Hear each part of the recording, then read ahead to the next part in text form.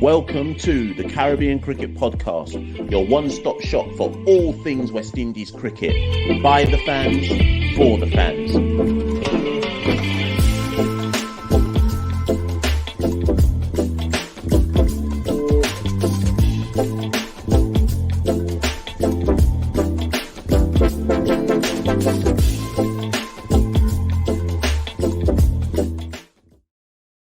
Yes. Ladies and gentlemen, welcome back to another short episode edition conversation of the Caribbean Cricket Podcast. I'm one half of the Caribbean Cricket Podcast, Machel St. Patrick Hewitt, and I'm back. Last two episodes, last two conversations, I've been down horrendous and down horrible. But, I thought about it and I was like, you know what? Before I get to a stage where every cricketer in the Caribbean wants to punch me in my face, let me try record something positive. So as bad as Super 50 is, I was like, nah. Let me record a video trying to look at some positives of Super 50. And yes, by the way, I got my Bromley beanie on, got my Bromley fleece on.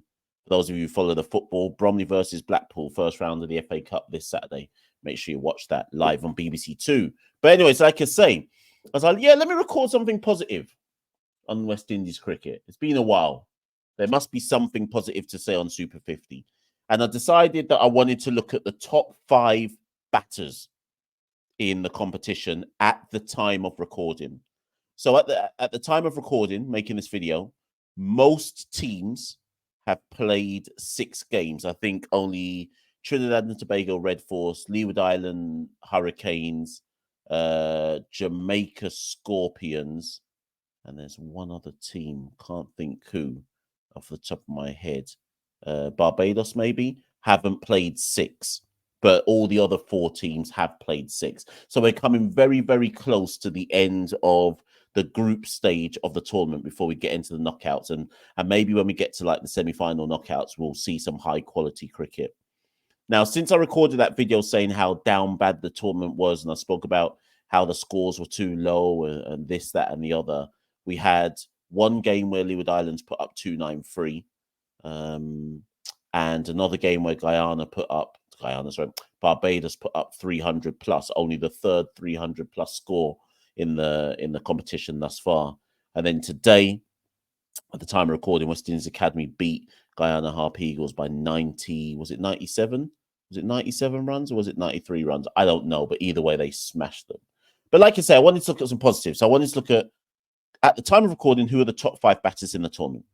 And when I talk about the top 5 batters in the tournament, this is your homework, people, as you're listening to this particular recording. The crux of what I'm recording is, do any of these batters get into your West Indies ODI side? Now, bear in mind, as soon as Super 50 is finished, there's about 3 weeks until the start of the England series, once Super 50 is over. By England series, I mean the England ODI series. Yes, there's the Red Bull Tour of South Africa, the A-Team Tour of South Africa. I don't know if it's Red Bull only, but anyway, there's a Tour of South Africa. But there is the kind of importance of Super 50 in the grand scheme of ODI cricket is England are next on the horizon, and England turn up in December. Now, obviously, England are down terrible in the ODI World Cup, so this is definitely a wooden spoon series between England, West Indies, and England come December. But we still have to pick a squad. So before I tell you about the top 5 run scorers in Super 50 thus far this year, I went back and I looked at the last time we played ODI cricket, which was the series against India after we'd been bundled out of the World Cup qualifiers. Now, you may or may not remember that we lost that series 2-1, and in that series, we didn't put any score above 200 in the series. In the 2 matches we lost, India bundled us out quick time. The one that we won, we only had 183 to chase, so probably explains why we were able to win that match. Now, in that series, these were the batters in the series. So listen carefully, because your first task is, do any of these batters that I name deserve to stay in the West Indies ODI squad? Shea Hope played 3 matches, 1 not out, 111 runs at an average of 56. He was the only West Indian batter in that Indian series to score a 50, high score of 63 not out. Next highest run score was Alick Athanaze, 3 innings, 60 runs, average of 20. I didn't even mention strike rates. Hope's strike rate was 83. Athanaze's strike rate was 80. High score 32. Next highest run scorer, Casey Carty, 54 runs in 2 innings, 1 not out, which was 48 not out, average of 54, strike rate of 70. He was next. Next, Carl Mayers, 3 innings, 42 runs, average of 14. Highest score of 36, strike rate 89. Next, Brandon King, 3 innings, 32 runs, highest score of 17, average of 11, strike rate 63. Next, well, next was Alzari Joseph. The next batter after that, Shimron Hetmeyer, 3 innings, 24 runs, highest score of 11, average 8, strike rate 60. Romario Shepherd, 2 innings, 8 runs. Oh, God, help me. 8 runs, average of 4, strike rate 80. Rovman Powell, 1 innings, 4 runs. That was it. So those are, is Yannick Carrier an all-rounder? No, I'm not counting him. So those were the batters. Hope, Carty, Athanaze, Mayers, King, Hetmeyer, Shepherd. I don't know if we should count Shepherd, but I am. Powell. We were down bad in that series versus India. So the first thing you have to think about is, who of those batters are you even carrying into another ODI series or ODI squad, I should say, this time versus England? There is an argument when I go through that list against India. There is an argument to say Mayer should be dropped. I'm not saying this is what I think should happen. I'm just saying there's an argument. There's an argument to say Mayer should be dropped. There's an argument to say Hetmeyer should be dropped based on the fact he's come to Super 50 and produced nothing. There's an argument to say Rovman Powell should be dropped. So that's already 3 players where I believe there's a clear argument to say they should be dropped, right? I'm not saying they should. I'm just saying an argument exists. Some people might even throw Brandon King in there and say he's too inconsistent and that there's an argument to say Brandon King should be dropped. I'm not saying I agree, but I'm saying an argument is out there, which essentially means that the players you wouldn't drop are Shai Hope, Casey Carty, Alick Athanaze, right? And even then, Athanaze, you could argue. So the fundamental point being, from the ODI team or the ODI squad that lost the series 2-1 to India, a lot of those batters, at least 3, if not 4 of those 7 batters or 8 batters, we could argue their position is in jeopardy within the confines of a West Indies ODI squad. So I said, let me look at the top 5 run scorers thus far in Super 50 and how many of those run scorers have a chance, or should we consider, for the West Indies ODI squad. So let me bring them up. In first place is Alick Athanaze. Alick Athanaze has 276 runs in the competition thus far after 6 innings. Where are we? Sorry, 276 runs after 6 innings, an average of 46 with a strike rate of 97. In Super 50 thus far, he has scores of, make sure I get all of these correct. I want to make sure I get everything. Here we go. 75 versus Guyana, 39 versus Trinidad, 65 versus CCC, 22 versus Barbados, 36 versus Jamaica, 39 versus Leeward Islands. Windward Islands are very unlikely to make it to the next stage of Super 50, so Athanaze has 1 more game left in this tournament. Has he been brilliant in Super 50? No. The fact he's top run scorer and he hasn't even been that good says a lot about the quality of the battership in Super 50, right? But he is the top run scorer, 276 runs, right? With 250s in there. The rest, he's got starts in every single innings. But I think I think Alick would be the first to say that in the innings where he's got starts and not cashed in, or certainly not got above 50, he's given his hand away. So for each person I mentioned, the question is very simple for me. Should they be in a West Indies ODI squad? Yes or no? For me, with Alick Athanaze, the answer is yes. Where they play him, well, that's another question. Is he, for the Windward Islands, he's playing as an opener. Where would you play Alick Athanaze? I don't think there's any debate about whether he should be in a West Indies ODI squad. Not talking about team, I'm talking about squad. Don't think there's any debate. But where in the team would be his best position for a West Indies 11? In second place, Sherfane Rutherford, 246 runs at an average of 49 and a strike rate of 114. I am including Athanaze's knock. So I'm including Rutherford's knock today, where he only scored 2 runs for Guyana. Now, surprise, believe it or not, Sherfane Rutherford has never played an ODI for the West Indies, right? These are his scores thus far in Super 50. 22 versus Windward Islands, 30 versus Trinidad, 105 not out versus Leeward Islands, 13 versus CCC, 74 versus Barbados, and 2 versus the West Indies Academy. So 2 scores above 50. Now, those 2 scores above 50 that Sherfane Rutherford has hit, the 74 against Barbados came off 70 balls. The 105 versus the Leeward Islands came off 71 balls.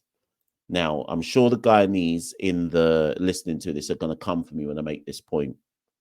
Does Sherfane Rutherford deserve a goal in the West Indies squad, ODI squad? For me, yes. In kind of like that Rovman Powell role, whatever that means. Does Sherfane Rutherford really desire to play for the West Indies? Huge question mark. I think the evidence in the past suggests that his attitude has been very much one of take it or leave it. But just based on the raw data and performances of what we've seen in Super 50, yes, there is a place for Sherfane Rutherford in a West Indies ODI squad. But here is my cautionary note. Everyone's seen the 70-odd versus Barbados. Everyone's seen the unbeaten 105 versus Leeward Islands. But I maintain what I said in a previous video.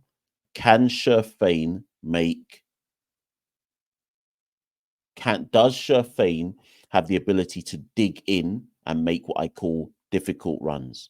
Thus far in the competition, he's made what I call ball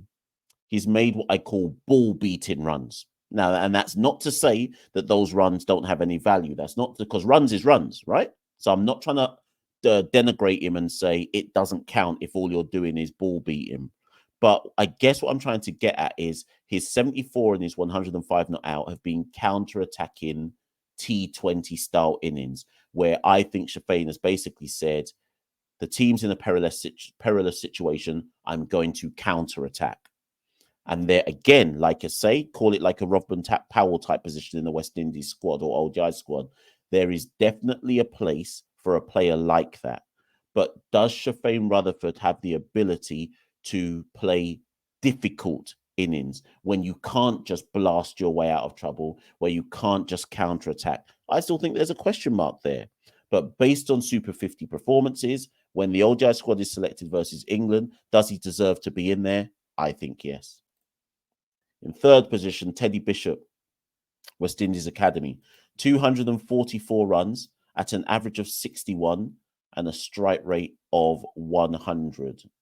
I should point out with Teddy Bishop that within that record, there are 2 not outs. So anybody looking at that going, oh, wow, average of 61, that's amazing. There's 2 not outs in those 6 innings that he's had a bat in, right? Teddy Bishop is only 20 years old. He turns 21 in about 2 months' time. So he's a youngster, right? There's been a lot written about Teddy Bishop. There's been a lot said about Teddy Bishop from under-19 World Cup days and so on and so forth. In Super 50 thus far, these have been his scores. 95 not out versus CCC, when he should have got a century, in fairness. 27 versus Leeward Islands. 2 versus Barbados. 67 not out versus Jamaica. 4 versus Trinidad. And today, 48 versus Guyana. So, again, two unbeaten scores above 50 and a 48 in there. Largely speaking, Teddy Bishop in the West Indies Academy has been opening or playing in the top order. If Teddy Bishop was to get a call up to the West Indies senior side, would he play in that position? I'm not so convinced. Now, before people rush to say, yeah, we've got a really exciting youngster and they should promote Teddy Bishop because the senior experienced players are a ruck. So, I am mindful that Teddy Bishop has only played 18 domestic senior matches, or what we call first class matches, 5 in red ball cricket, 14 in list day cricket. He does not have a lot of experience out of the West Indies under 19 level. And like I say, he is still only 20 years old.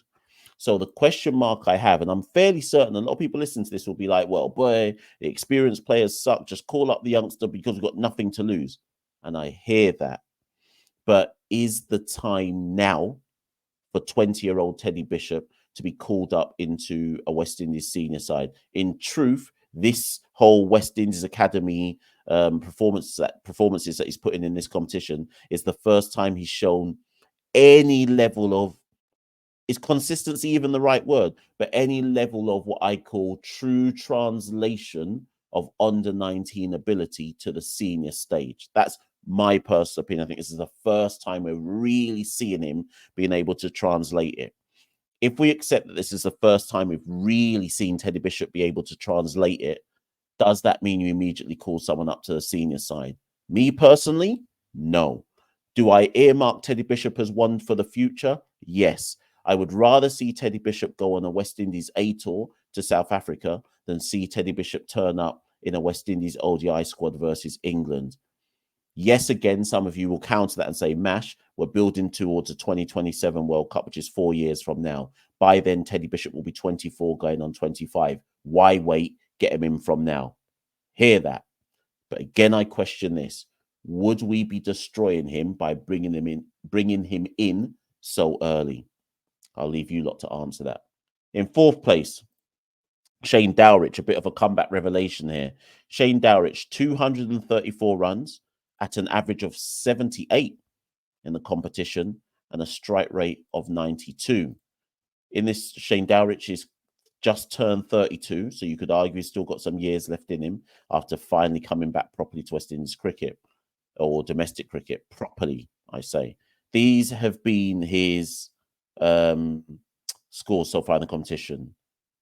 11 versus CCC, 102 not out versus Windward Islands, 3 not out versus Guyana, 32 versus Jamaica, and 86 versus Barbados. So again, 2 scores over 50, an 86 and a 102 not out. Okay.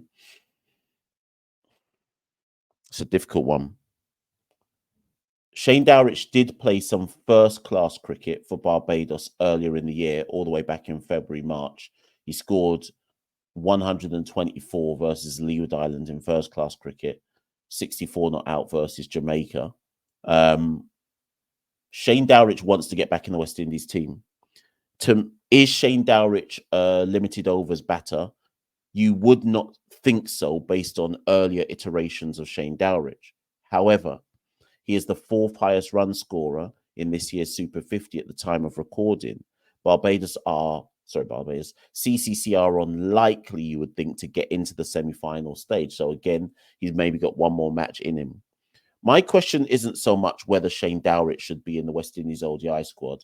My question is more so, if he was to be called up by Desi Haynes, what is he being called up to do? He's been wicket keeping for CCC. You wouldn't imagine that a Shane Dowrich would be called up to a West Indies ODI side to wicket keep and take the gloves from Shai Hope, would you? Do you believe Shai Hope would lose the gloves? And if you believe Shai Hope wouldn't lose the gloves and that Shane Dowrich is worthy of a call up to West Indies ODI side squad, where are you playing him?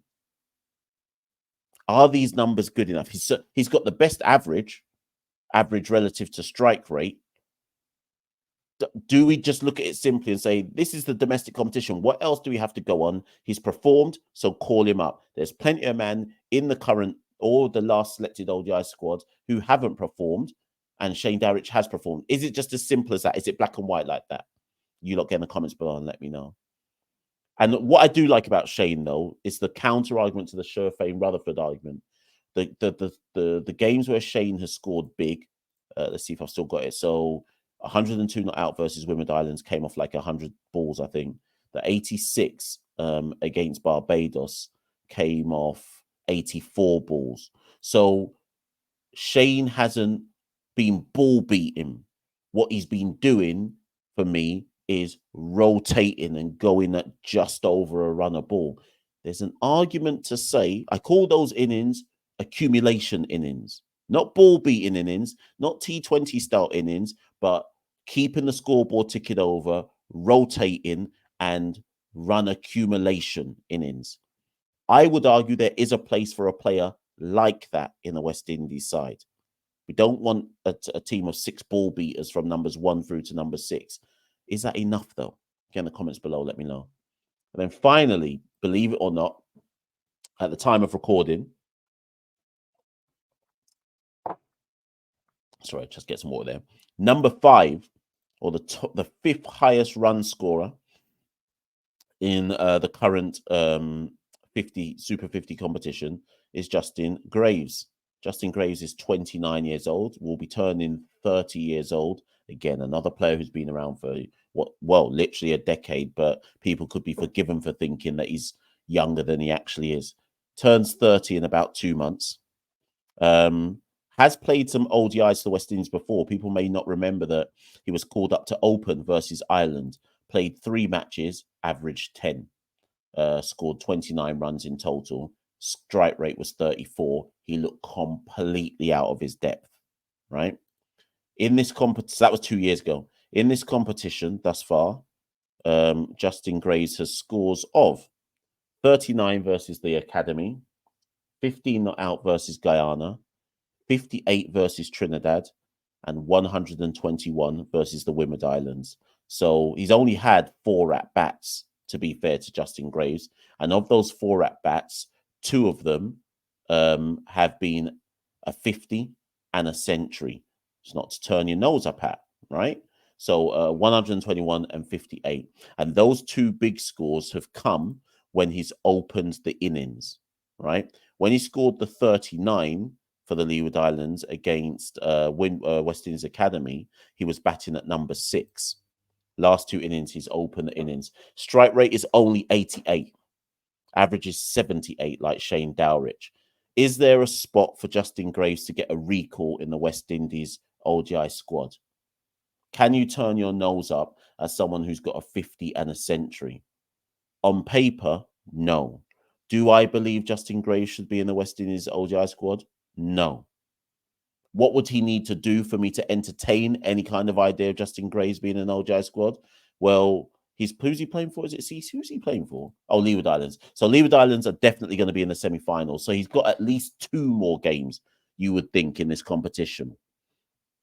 It's no, actually, because Leeward Islands have only played 5 games in the competition. So there's every chance that Justin Graves has at least 3 more games in this competition, right? If he scores another century, could I realistically and feasibly say that he doesn't deserve a place in the West Indies ODI squad? I'm not sure I could, because otherwise, what's the point of the domestic competition? If we're not judging players on their run scoring, heavy or not heavy in the domestic competitions, what is the point of it? So if I see another century from Justin Graves, I am willing to accept an argument that share weight of runs means he should get a West Indies call-up. But do I believe he has the skill set to be playing for the West Indies? No, I don't. No. So, I mean, again, get at me in the comments below. You probably disagree with that assessment. Let me know in the comments below.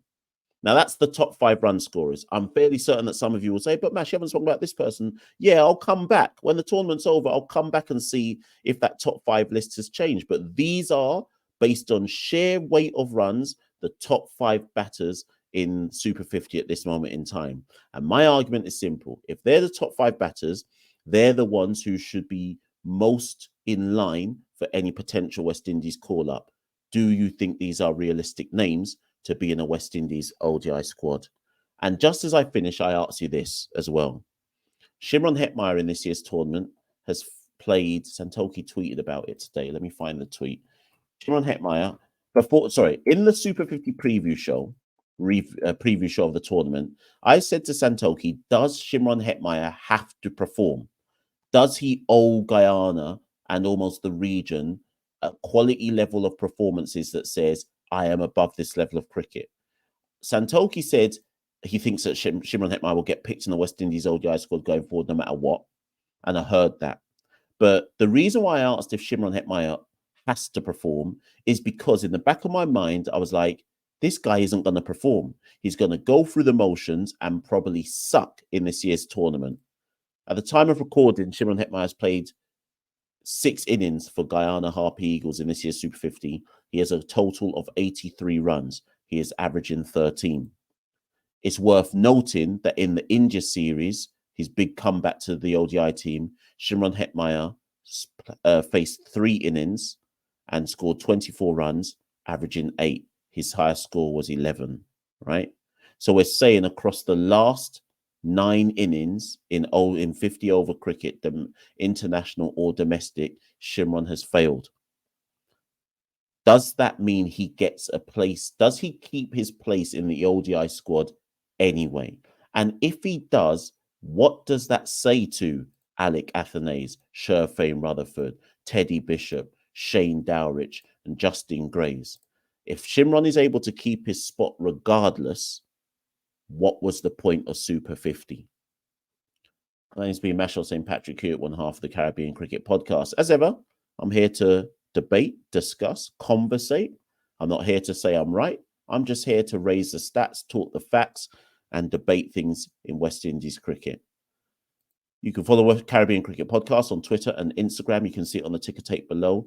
At Carib Cricket, like, share, subscribe. And of course, if you want to become a supporter financially of the Caribbean Cricket Podcast, head to www.patreon.com/Carib Cricket, and you can support the Caribbean Cricket Podcast for as little as 2 of whatever your currency is, rupees, dollars, pounds, etc., etc. Anyways, I've been Machel St. Patrick here, one half of the Caribbean Cricket Podcast.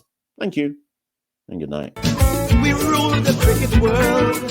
Now the rules seem coming. Welcome to the Caribbean Cricket Podcast, your one-stop shop for all things West Indies cricket. By the fans, for the fans.